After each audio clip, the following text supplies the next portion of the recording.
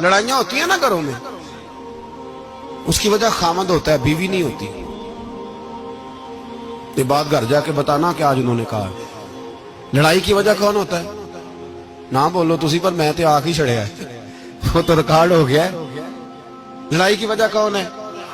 ہاں، جڑے باتیں لڑتے ہیں وہ کودے ہی نہیں پے.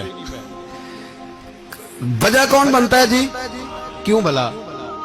اس لیے کہ نبی پاک صلی اللہ علیہ وسلم نے فرمایا عورت کی اگر آدھی ہے تو تیری تو پوری ہے نا.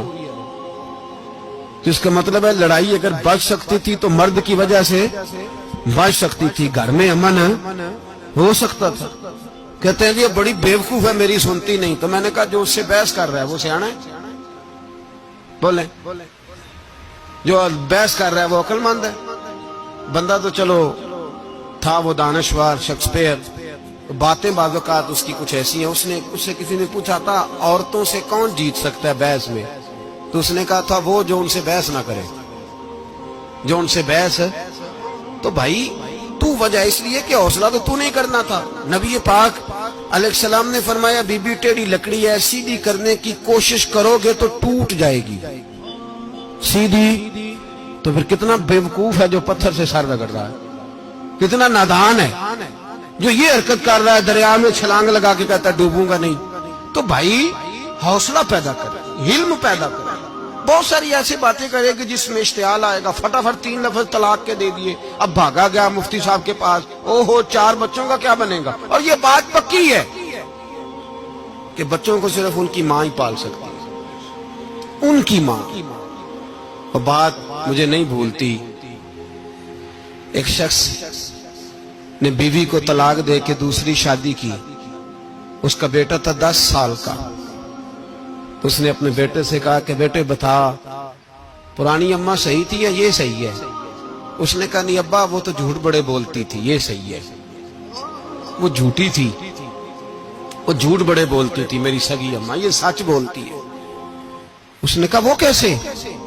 کہنے لگا اس لیے کہ میں کوئی شرارت کرتا تھا تو میری سگی اماں مجھے تھپڑ مارتی تھی اور کہتی تھی تجھے روٹی نہیں دے رہی، جا دوڑ جا گھر سے.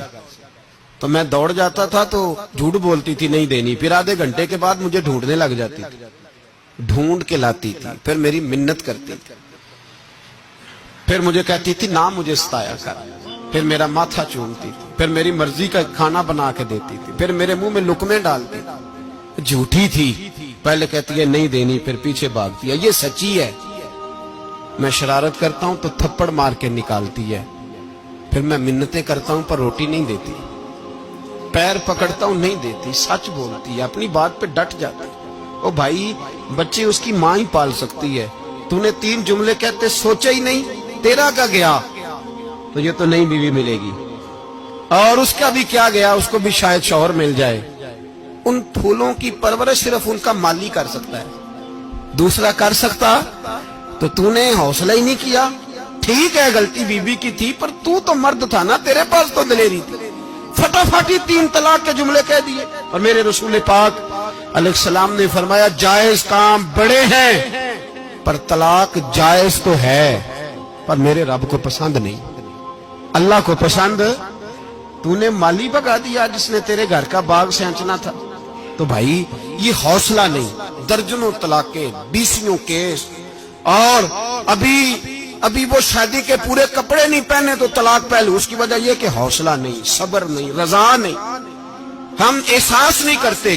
اگر تو یہ سمجھ جائے کہ بس اللہ نے جو میرے لیے بہتر سمجھا مجھے دے دیا، صحیح ہے میری آزمائش ہے، کیا ہے کچھ ہے جو اس نے بہتر سمجھا مجھے اس نے، پھر تو سکھی ہو جائے، تیرے لیے جینا آسان ہو جائے، پھر تو بہت ساری پریشانیوں سے آزمائشوں سے دور ہو جائے.